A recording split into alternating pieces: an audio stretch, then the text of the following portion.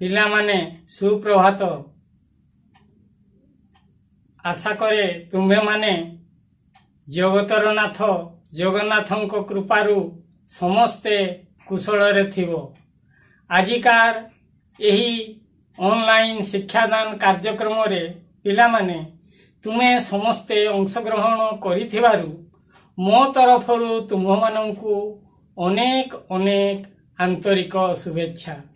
ପିଲାମାନେ, ମୁଁ ଶ୍ରୀ ବଂଶୀଧର ବେହେରା, ସହକାରୀ ଶିକ୍ଷକ, ସରକାରୀ ଉନ୍ନୀତ ଉଚ୍ଚ ବିଦ୍ୟାଳୟ ଦୁଧିଆସଳ।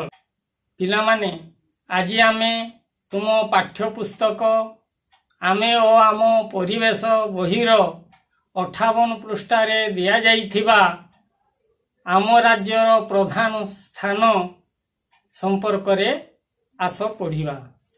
ପିଲାମାନେ, ତୁମେମାନେ ଜାଣିଛ ଆମ ରାଜ୍ୟର ନାମ ଓଡ଼ିଶା। ଏହାକୁ କଳିଙ୍ଗ ବା ଉତ୍କଳ ମଧ୍ୟ କୁହାଯାଏ। ଏହି ଓଡ଼ିଶା 30 ଗୋଟି ଜିଲ୍ଲାକୁ ନେଇ ଗଠିତ। 1936 ମସିହା ଏପ୍ରିଲ 1 ତାରିଖ ଦିନ ଆମ ରାଜ୍ୟ ଓଡ଼ିଶା ଏକ ସ୍ୱତନ୍ତ୍ର ପ୍ରଦେଶ ହିସାବରେ ପରିଗଣିତ ହେଲା। ତେବେ ପିଲାମାନେ, ଆମ ରାଜ୍ୟର ଯେଉଁ କେତୋଟି ପ୍ରଧାନ ସ୍ଥାନ ବିଷୟରେ ଆଜି ଆମେ ପଢ଼ିବା, ତା ପୂର୍ବରୁ ତମ ବହିର 58 ପୃଷ୍ଠା ଖୋଲ। ପିଲାମାନେ, ତୁମେମାନେ ଦେଖ ବହିରେ କ'ଣ ନିର୍ଦ୍ଦେଶ କରାଯାଇଛି। ବହିର ପ୍ରଥମରେ ଦିଆଯାଇଛି, ତୁମେ ଜାଣିଥିବା ଓ ଦେଖିଥିବା କେତୋଟି ମୁଖ୍ୟ ସହର ବା ଦର୍ଶନୀୟ ସ୍ଥାନର ତାଲିକା କରି ତଳେ ଲେଖ। ପିଲାମାନେ, ମୁଖ୍ୟ ସହର, ଦର୍ଶନୀୟ ସ୍ଥାନ ବାମ ପଟେ ରହିଲା, ସେହି ସ୍ଥାନର ବିଶେଷତ୍ୱ ଡାହାଣ ପଟେ ରହିଲା। ଯେପରି ଉଦାହରଣ ଦେଇଛି ଯେ ପାରାଦୀପ। ପିଲାମାନେ, ପାରାଦୀପ କାହିଁକି କ'ଣ ପାଇଁ ପ୍ରସିଦ୍ଧ? ପାରାଦୀପ ବନ୍ଦର ପାଇଁ ପ୍ରସିଦ୍ଧ। ସେଇଭଳି ଆମେ ଲେଖିବା, ପିଲାମାନେ, ପୁରୀ ଶ୍ରୀ ଜଗନ୍ନାଥ ମନ୍ଦିର ପାଇଁ ପ୍ରସିଦ୍ଧ। କଟକ ସହର ରୂପା ତାରକସି କାମ। ନନ୍ଦନକାନନ, ପିଲାମାନେ ତୁମେ ଜାଣିଛ, ଚିଡ଼ିଆଖାନା ଓ ଉଦ୍ଭିଦ ଉଦ୍ୟାନ। ପିଲାମାନେ, କଟକ ସହର ବିଷୟରେ ଆସ ଜାଣିବା। କଟକ ଏକ ଜିଲ୍ଲା। ଏହି ଜିଲ୍ଲାର ମୁଖ୍ୟ ସହର କଟକ ସହର। ପିଲାମାନେ, ଏହି କଟକ ଜିଲ୍ଲା କେଉଁଥିପାଇଁ ପ୍ରସିଦ୍ଧ? ତମେ ତୁମ ସମକ୍ଷରେ ଦିଆଯାଇଥିବା ଏହି ତାଲିକାକୁ ଦୃଷ୍ଟି ଦିଅ। କଟକ ସହର 1ରେ ବାରବାଟୀ ଦୁର୍ଗ ପାଇଁ ପ୍ରସିଦ୍ଧ। 2 କାଠଯୋଡ଼ି ପଥର ବନ୍ଧ। 3 ଓଡ଼ିଶାର ଉଚ୍ଚ ନ୍ୟାୟାଳୟ। 4 ଆକାଶବାଣୀ କେନ୍ଦ୍ର।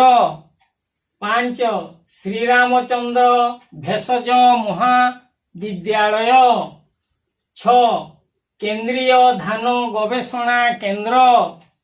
7 ରେଭେନ୍ସା ବିଶ୍ୱବିଦ୍ୟାଳୟ।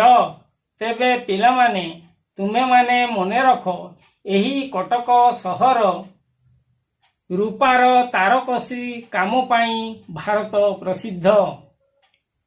ଏହାପରେ ପିଲାମାନେ, ଆମେ ଭୁବନେଶ୍ୱରକୁ ଯିବା।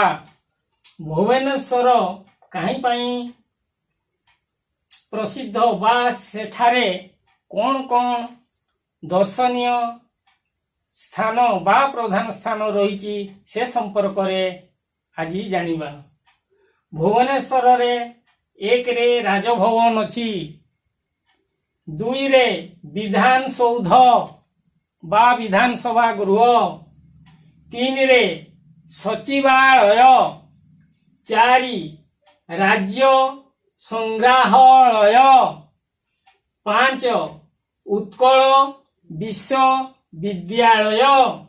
6 ଦୂରଦର୍ଶନ କେନ୍ଦ୍ର। 7 ଆଞ୍ଚଳିକ ଉଦ୍ଭିଦ ଗବେଷଣା କେନ୍ଦ୍ର। 8 ପଠାଣି ସାମନ୍ତ ପ୍ଲାନେଟୋରିୟମ। 9 ବିଜୁ ପଟ୍ଟନାୟକ ଆନ୍ତର୍ଜାତିକ ବିମାନ ଘାଟି। 10 ନନ୍ଦନକାନନ ଚିଡ଼ିଆଖାନା ଓ ଉଦ୍ଭିଦ ଉଦ୍ୟାନ। 11 ଲିଙ୍ଗରାଜ ମନ୍ଦିର। 12 ରାଜାରାଣୀ ମନ୍ଦିର। 13 ଖଣ୍ଡଗିରିର ଜୈନ ମନ୍ଦିର। 14 ଉଦୟଗିରିର ହାତୀ ଗୁମ୍ଫା। 15 ଧଉଳିଗିରିର ଅଶୋକଙ୍କ ଶିଳାଲିପି। 16 ଧଉଳିଗିରିର ଶାନ୍ତି ସ୍ତୂପ। ପିଲାମାନେ, ଭୁବନେଶ୍ୱର ଓଡ଼ିଶାର ରାଜଧାନୀ ଅଟେ। ପିଲାମାନେ, ଏହାପରେ ଆମେ ଖୋର୍ଦ୍ଧା ଜିଲ୍ଲାକୁ ଯିବା। ଖୋର୍ଦ୍ଧା ଜିଲ୍ଲାରେ କ'ଣ କ'ଣ ପ୍ରସିଦ୍ଧ ସ୍ଥାନ ବା ଦର୍ଶନୀୟ ସ୍ଥାନ ରହିଛି ସେ ସମ୍ପର୍କରେ ଜାଣିବା। ଖୋର୍ଦ୍ଧା। 1 ଓଡ଼ିଶାର ଶେଷ ସ୍ୱାଧୀନ ଦୁର୍ଗ। 2 ବରୁଣେଇ ପାହାଡ଼।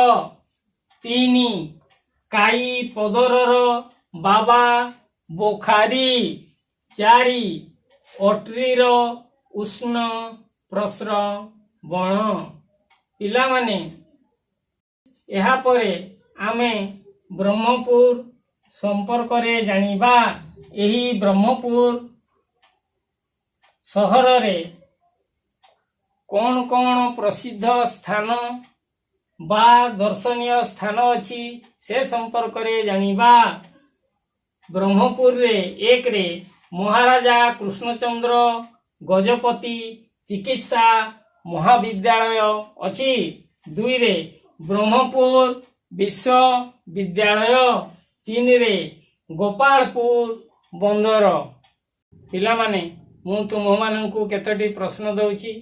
ସେହି ପ୍ରଶ୍ନ ଗୁଡ଼ିକୁ ଭଲ ଭାବରେ ପଢ଼ିବ ଏବଂ ସେଗୁଡ଼ିକର ସଠିକ୍ ଉତ୍ତର କରି ହ୍ୱାଟ୍ସଆପ୍ ମାଧ୍ୟମରେ ମୋ ନିକଟକୁ ପଠାଇବ।